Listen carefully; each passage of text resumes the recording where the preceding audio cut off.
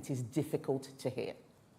The truth about the mistakes we made, the truth about the problems we face, and the truth about the actions we must take to get our country out of this mess.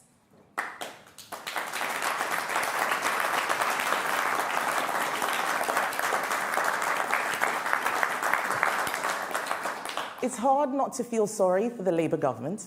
It's hard because they have walked into some of the same traps that we did, like assuming that you can just keep raising taxes and there'll be no consequences.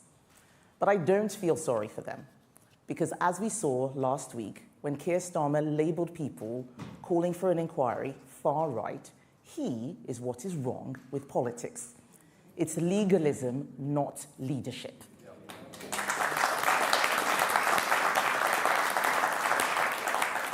And Labour are having even worse problems than we did because they presented policy without a plan. Policies without a plan are not policies. They're just announcements. That's why Labour are struggling. It's the old cliche that failing to plan is planning to fail. Because when you haven't worked out what you're going to do in opposition, you will accept whatever you're given in government. That's why Rachel Reeves snatched winter fuel and taxed family farms. Those options were presented to us time and time again by officials, and we rejected them because they would hurt so many people for so little benefit. The Chancellor took them because she has no ideas of her own. It's the same with education. The schools bill that is going through Parliament now has one or two bits on safeguarding that may be good. The rest of it is worse than garbage. It is pure vandalism.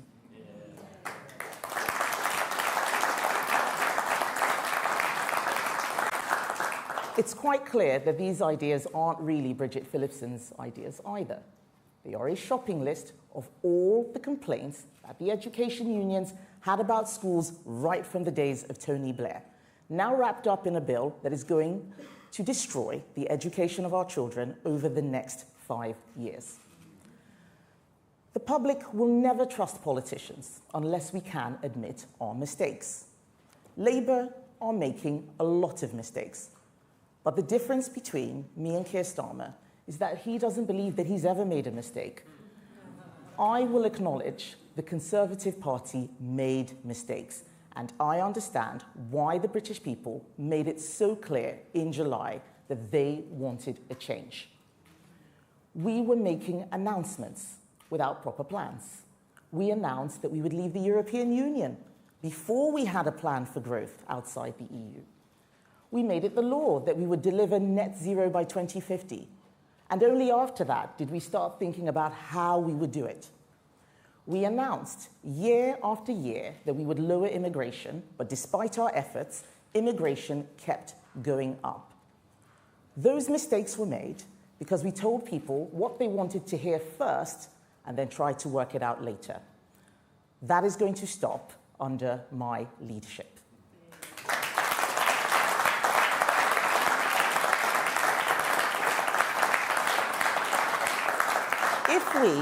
If we are going to turn our country around, we're going to have to say some things that aren't easy to hear. Let's start with our problems. We think we are rich, but we are living off the inheritance that previous generations left behind. A complacency that Britain will always be wealthy, and a refusal to live within our means. We owe it to that next generation to leave an inheritance for them, and not mortgage their future to make our lives more comfortable. And that will demand the kind of tough, soul-searching conversations we're not having right now. Energy supply is so vulnerable, more vulnerable than ever, and our energy is far, far too expensive when it should be secure, cheap, plentiful. Demography is destiny. People are having fewer children. Our society is getting older. We are living longer and needing more support towards the end of our lives. Look at productivity. A shrinking group of people are working to support an ever-growing number of those who are unable or unwilling to work. The information age means it is easier than ever for rogue governments to destabilize us and for rogue companies and countries to steal our know-how. And no ifs, no buts, we simply cannot take all the millions of people who want to come here from elsewhere. Our country is our home, it is not a hotel. If people arriving don't want to integrate into British culture, they shouldn't be here.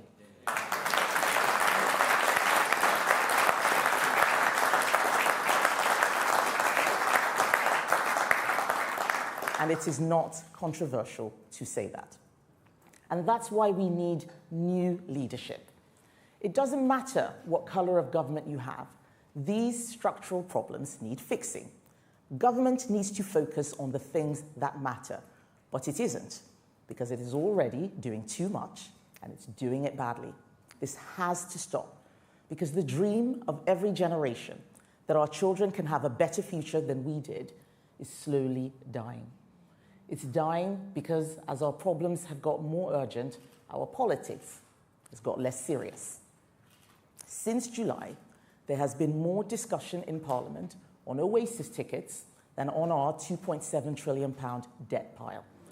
That has to stop. The young people I speak to are deeply despondent that their country is unable to provide them better opportunities, let alone guarantee health, wealth, and prosperity. I share these concerns. They motivate me every day. And I worry that our public services will continue to deteriorate despite us paying ever-increasing taxes to sustain them. And I worry that our armed forces will not be upgraded fast enough for a darker and more dangerous world. That's why Labour have to course correct now. But instead, we see them cancelling the good things we did and then doubling down on our mistakes. Labour are shrinking the economic cake right in front of us, wrecking business confidence, destroying jobs. They are suffocating the spirit of enterprise. Tiny bits of growth in the economy can hide millions of personal recessions. Life gets tougher as wages slip further behind another round of price rises. Millions of mortgages will be fixed at higher rates than necessary as a direct result of Rachel Reeves' economic mismanagement. Millions of jobs will never be created because business owners decide it's just too hard and there's no point if the Chancellor and HMRC are just going to punish them for it. Labour treat business as a cash machine, as if its only purpose is to give them ever more money to satisfy their desires for ever more spending. Business success is treated with suspicion, a burden to be tolerated rather than celebrated. It doesn't have to be like this. Last Friday, I spoke with a group of workers in Derbyshire. They are the backbone of our country. They have little time for politics. They're not interested because they are trying to build a better life for themselves and their families. They want government to do what it says it's going to do, and they don't really ask for much more. One lady, a single parent, told me just how much impact rising prices were still having, that it just seemed to be one thing on top of another, that nothing seems to be getting better, and it feels like no one is looking at it. Our country is tired of politicians promising the earth, but never having a plan to deliver it. They've seen it all before, and they aren't falling for it again. And part of this is because too many politicians haven't worked normal jobs or run proper businesses. Most of Starmer's cabinet have barely even worked for a business, let alone built one. They've never ever had to live with the consequences of their mistakes. So we need to change. Change that actually sorts out our problems. Change that we should have done more of. Change that Keir Starmer is clearly not bringing. And that means the Conservative Party doing things differently under new leadership. First, we must restore trust. We will start by fulfilling the role the British people gave us, being an effective opposition, fighting for common sense and truth, building a plan which actually delivers. We need the government to do well in order for our country to do well. But they are failing on the basics. Labour may have a supermajority in Parliament, yes they do, but they are fast losing their legitimacy in the country. And why? because during the election, Starmer hid that he doesn't want what the British people want. But everyone can now see the truth. He's a lawyer, not a leader.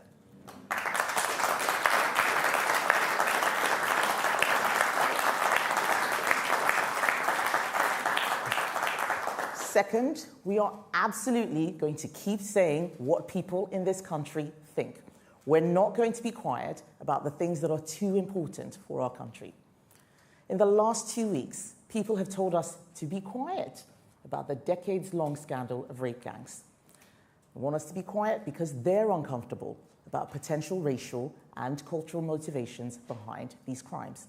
While the Conservative Party is under new leadership, we will not do that. Those victims have waited too long for justice.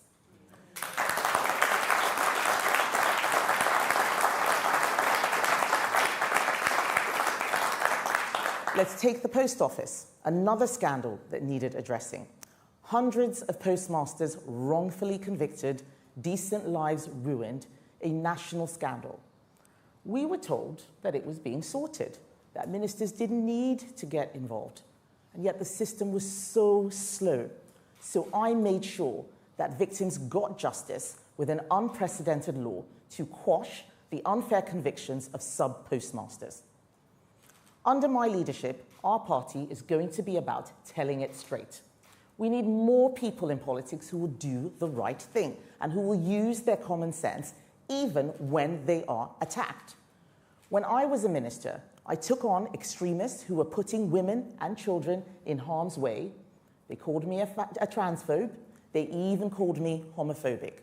They said I was fighting culture wars as I tried to stop young children from receiving irreversible transgender procedures without any evidential basis. That same ideology led to male rapists being put in female prisons. This was one scandal other politicians were too scared to tackle and tried to ignore. I fought and I won.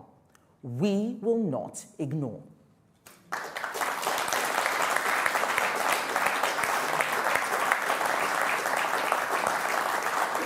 Third, we are going to push Keir Starmer to do the right thing for the good of the country. We can't afford for Labour to fail. We will back Keir Starmer when he does the right thing. I don't care who gets the credit. We just have to start getting our country back on track. And finally, we are going to tell people why conservatism matters. We have gone through many iterations over these past 14 years, and at times it felt like our core beliefs had become secondary. It left people disillusioned. It made the task of governing harder, and it didn't work. No more. To rebuild trust, we have to show how conservatism improves the lives of British people. We will rediscover the idea that everyone contributes towards society, not just calculates what they can take out of it. We will again be the party of meritocracy. We believe that if you do right by your community, your family, your society, you will succeed. And if you don't, you likely won't. Our society is treating those people who do best badly and the people that do worst well. Everything is upside down. That's the opposite of fairness. Fairness is the idea that the ledger of life reflects effort, agency, and contribution. You know what helps working people? It's world-class schooling that allows them to master complex topics, it doesn't sugarcoat, and prepares them for the ups and downs of the future. You know what helps working people? It's being able to walk down the high street and not see antisocial behavior or the casual disregard of our neighborhoods because local bureaucrats have given up and crime is not punished. You know what helps working people? Ensuring that they don't spend January until June earning taxes for the government. You know what else helps working people? A government that demands higher standards from public services, that's able to discern between public spending that is vital, moral, and fair, and public spending that is wasteful and neglectful. That's my conservatism.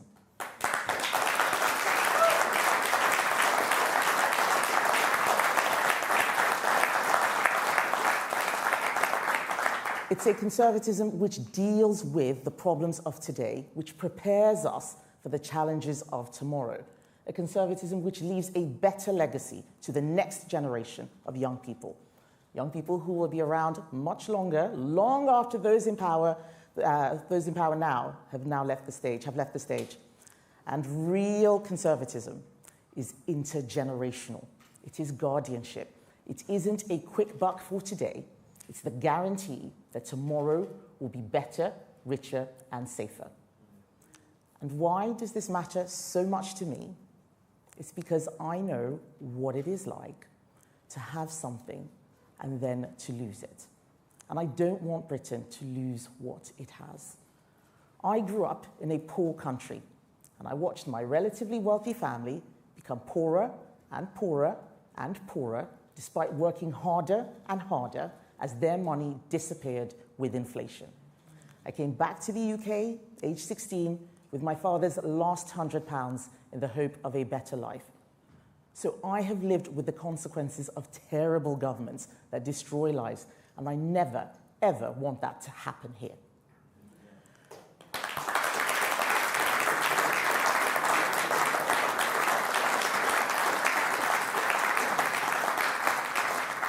I became an adult fairly early. I was living as a lodger with a friend, studying part-time at an FE college to get my A-levels while working at McDonald's to pay my way. I know what it is like to feel alone. I know what it is like to have to decide between paying for food or paying for a bus fare. I did not study politics. I studied engineering, and after that, I went to night school and I got another degree. So I see politics the way most people see it, as an outsider, not having the perfect language or the perfect presentation, but wanting to fix things. I am fascinated by how to make things work, and I can see how our country is just not working for ordinary people out there. I'm determined to change that.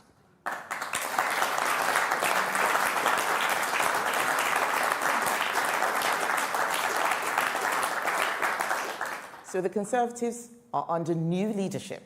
We are going to do things differently. And this is my message to people watching today. We need a government that supports, not punishes those who do the right thing. We need to rebuild the state to be more focused, more efficient, and more effective. We need to make our country more resilient, secure, and prosperous, where hard work is rewarded, where children can have a better life than their parents.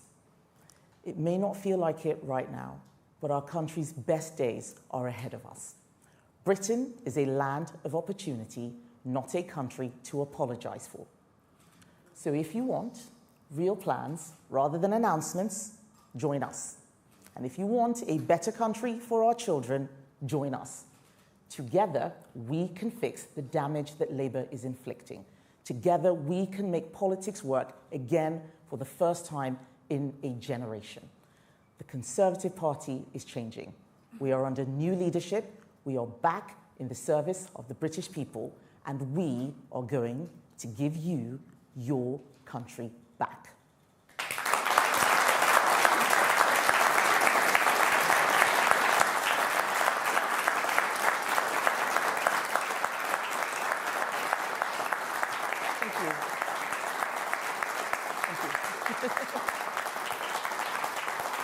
Thank you, everybody.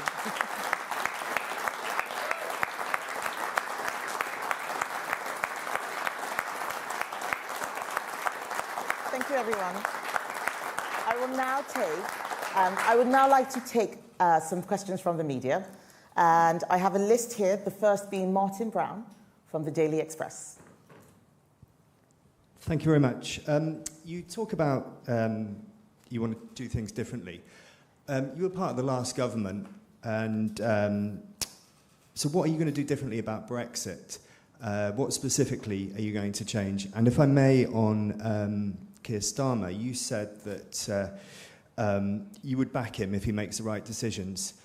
Will you back him if he sacks Rachel Reeves as Chancellor? So, on the first question, doing things differently doesn't require us to steer away from conservatism. We are conservatives. I want to take us back to the very best version of who we are. On Brexit, I think there is a lot more that we could have and should have done. I did what I could as business secretary. I removed the supremacy of the European Court of Justice. We removed about 4,000 EU laws. But what we need to start doing is looking at where we have competitive advantage with countries around the world and use our regulatory system to exploit that competitive advantage. What I worry about with Labour is they're looking to just copy what is already out there and just stay aligned with what the EU is doing without thinking about what is best for the UK. We have to think about what is right for our country first and then make decisions that are in the interests of the British people. That is how we will get the Brexit opportunities. And there are many opportunities in areas like tech and AI, even in farming, with novelty foods, for example. There's so much more that we can do. And so, yes, I will back Keir Starmer if he does the right thing using Brexit opportunities. If he does the right thing with Rachel Reeves, I will also support him in that. But his women problem is not my concern. I have to focus on the Conservative Party and making sure that we rebuild the trust of the British people.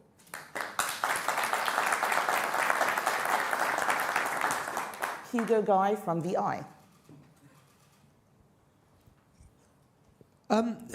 Thank you, Ms. Badenoch. Can you talk about the economic sort of troubles that the country's faced in the last couple of weeks? The economic troubles that the country's faced in the last couple of weeks. How serious a problem do you see that being for the country, and what specifically would you like to see the current government do differently to sort of take us out of that? Right. So I think that there is a fundamental misunderstanding on the part of this government that it is not government that creates growth. It is business that creates growth. And sometimes actually government needs to get out of the way. They believe that they will create growth by telling business what to do. They've put on an enormous amount of burden with Rachel Reeves' last budget, not just with national insurance, but also with things like the family farms tax, the family business tax. And then you look at what's coming down the line. Their employment rights bill is going to be a disaster. No growth is going to come. I have been speaking to businesses since before I was leader. And what I can tell you now is that this budget has demoralized them. They are telling me that they're closing down. They are telling me they're letting people go. They are definitely not hiring. On Friday, as I said at PMQs, one business said, I don't think I'm going to be here in 4 years. I may not be here next year. That is the problem. Growth comes from business, and we need to start supporting business. Not just the big, large corporations who can often weather these things, but some of the smaller organizations, smaller businesses. We are the party, not just of big business, but small business too. We are the party of entrepreneurs. And we need to start creating policies that support those who want to start taking risks, start employing, creating businesses, because that is what is going to generate wealth for our country.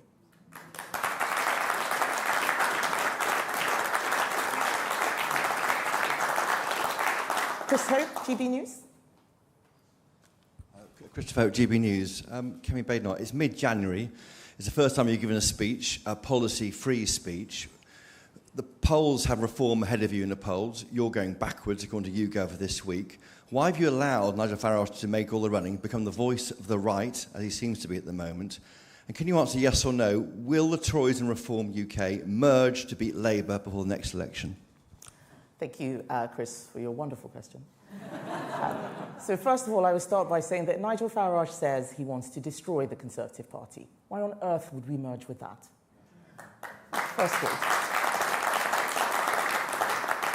But on the point of not having policies, I've just told you, Chris, policies without plans are just announcements. What the Labour Party has been doing, what Reform is doing, is making announcements. We did that as well, and people didn't like it. How well did net zero work? That was the policy. Where was the plan? So what I'm saying is that we're not going to start making promises without plans.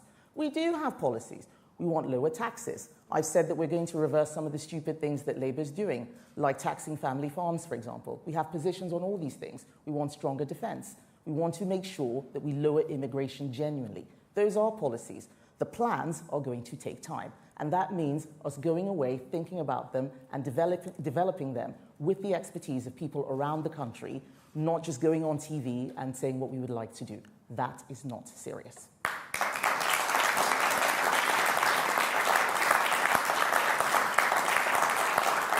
Helen Katz, BBC. If I can ask you, the government's announced that it's going to get Louise Casey to do a rapid review of grooming gangs, and there's going to be 5 local inquiries. Is that enough? And if I may, your message has been Labour's getting it wrong, you in the past have got it wrong, so why should voters not just be looking for a different option? Why should they wait to see if you get it right this time? Thank you. So I welcome any work that Louise Casey is able to do in this area of the rape gangs. But I don't think that local inquiries are enough. Oldham has decided not to do a local inquiry and asked for a national inquiry because it knows that local inquiries are limited. We had people resign from the Greater Manchester local inquiries because they couldn't get the evidence they needed. They couldn't summon people. Only a national inquiry can do that. That is why we are calling for a national inquiry. It doesn't need to take forever. It can have a limited terms of reference. So all work being done in this space is welcome, but we still need a national inquiry. And on the point of why should people trust us now, we are working to rebuild trust. It is true that we got some things wrong, but we also got a lot of things right too, like on education. And Labour are unravelling not just what we did, but also the 30-year consensus going back to Tony Blair on increasing standards and improving the quality of education in this country. We're going to need people who understand this and who know how to build, not just people who have emotions, people who can think about a plan, develop one, and deliver it. And I think only the Conservative Party can do that.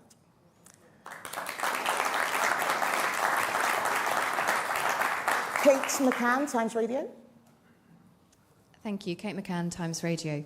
Kemi Badenoch, in your speech, you accused Keir Starmer of legalism without leadership. I suppose I want to have another go at what Chris was asking you, because some people might say, you know, that speech would make a great column or a think tank paper, but it's not leadership. Leadership is about doing something. So when will you stop explaining the problem and start doing something? And if I might add, you were asked about Rachel Reeves and you said Keir Starmer's woman problem is not my concern. What's the relevance of her gender there? Thank you. Thank you. So on the point of showing leadership, we have to do the job that the British public have given us, and that is to be an effective opposition. I know that most of the times that we spoke, I was business secretary, but we are not the government now. We don't do, we effectively hold the government to account. What I can do is set out a plan, show a pathway for how we can have a better country in the future. That is what I'm doing now. That is exactly what I'm doing standing here. And one of the things that we're going to need to do is show that we are different. That is showing leadership. I have to do that. That is my job as the leader of the Conservative Party. There are many things that I disagreed with under previous premiers. I'm not here to litigate the past. I'm here to set out the future. And you ask, what is the relevance of Rachel Reeves' gender? Well, when she stood up in her budget, she wanted everyone to know that she was the first female chancellor. I didn't stand up here congratulating myself for being a female leader or being a black leader. And that's why when you open the door to those things, it means that people can comment on them. Thank you.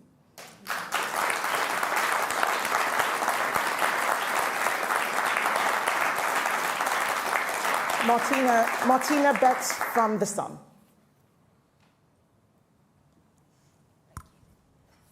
Martina Betts from The Sun, and if I may, I would like to ask you a story on our front page today.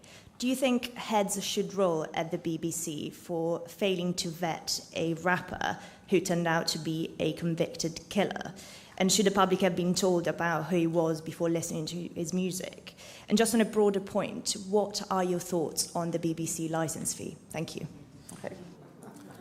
I pay my BBC licence fee regularly, and that's all I will say on the BBC licence fee. But on the broader point, I do think that serious questions need to be asked. I haven't read the full story, but I saw the headline on the cover of The Sun, and I think it is absolutely shocking that someone who murdered someone is then being promoted by the BBC and allowed to share lyrics that I understand are violent. But it also speaks to a broader problem about how we treat people who do wrong things, and also the relationship that the state has with a lot of musicians and organizations. The public sector should support free speech. That doesn't mean it needs to pay for it. I had a similar problem when I was business secretary. There was an organization called NECAP, IRA supporting, and lots of violent lyrics, and I stopped public funding for it. I don't think the government should be paying for these things. I don't think public broadcasters should be paying for these things. And they took me to court. Labour decided to drop the case. They are not serious. We need to show and we need to set an example, and we need to show where we draw the line about what we think is right or wrong. It's not about free speech. And I think that there is a broader problem here where we've forgotten how to calibrate when to say something, when to get involved, when to step in. And I think that that's what's happening at the BBC.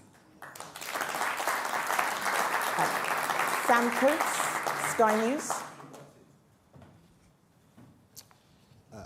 Sam Coates, Sky News. Kemi Badenoch, listening closely to your speech, I'm just wondering whether there's a danger that it's all just a bit, well, depressing. Because you gave a long list of things that you think are intractable problems and a long list of things that you're against, Tory politicians, Labour politicians, national officials, local bureaucrats, parliamentarians, all sorts of policy failures. You haven't given much sense of a solution. You're quite upfront about that. But isn't this an issue? And also, isn't it all just a bit joyless, which in political terms is a problem because it's a contrast to Nigel Farage? So I think that this is a great question. And I'm speaking based on where the Conservative Party is. We have just suffered our greatest ever defeat, ever, in hundreds of years. I don't think the public will start trusting us if I turn up looking like I'm having a great time and everything is fantastic. I want them to know that we understand why they asked for change, why they voted pretty much every party they could do in order to kick us out. So I'm doing a serious job here. I'm talking about new leadership, and I want them to know that things are different and we are going to be earning their trust. But I did say some positive things. I've talked about the next generation. Intergenerational unfairness is something that I really care about. We've got to give young people hope and optimism. We've got to give them sunlit uplands, and I will do that. Nigel Farage has been knocking around for 20 plus years. He's been leading all sorts of different parties, so he's had a head start. I've been leading the Conservative Party for 10 weeks. Let's see where we are in a few months, in a few years. Thank you.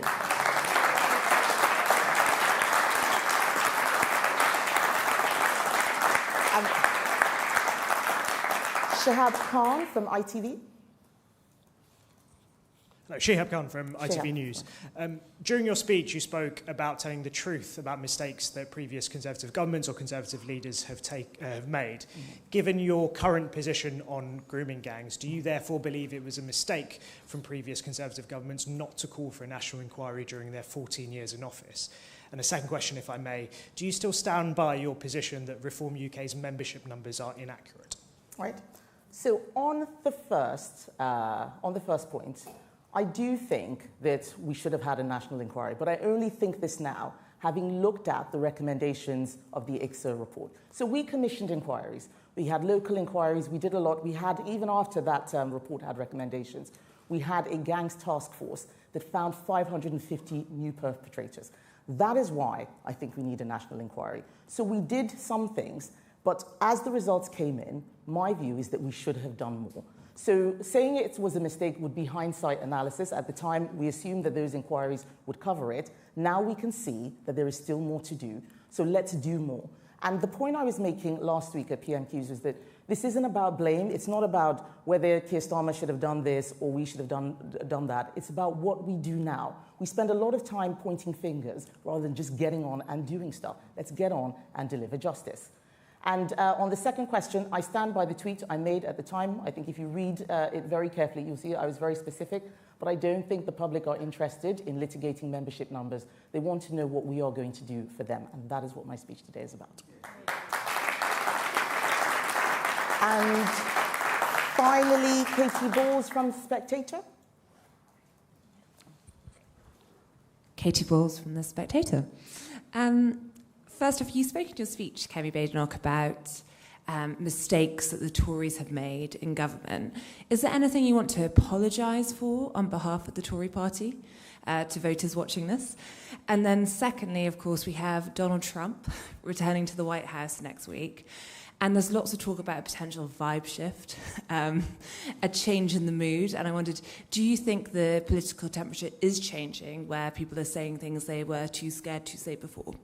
Okay. So on the first question, I remember when we had a speech last month about immigration. And that's one of the things where I came out up front and said, we acknowledge that we made mistakes. I was knocking on a door recently, and I was apologizing to the person at the doorstep, and he said, I'm not interested in your apology. I want you to get these people out. And that's what I'm going to be focused on. On the second point about vibe shifts, I think that things have been in a state of flux for at least 10 years. There's been a vibe shift almost every 18 months, and we're seeing the latest iteration. And we are going to have to be flexible as a party. We're going to need to make sure that as the country is changing, as it's evolving, we are representing authentic conservative values and showing that whatever the situation, we are the best placed party to help deliver hope and optimism and a better future. Thank you. Thanks, everybody.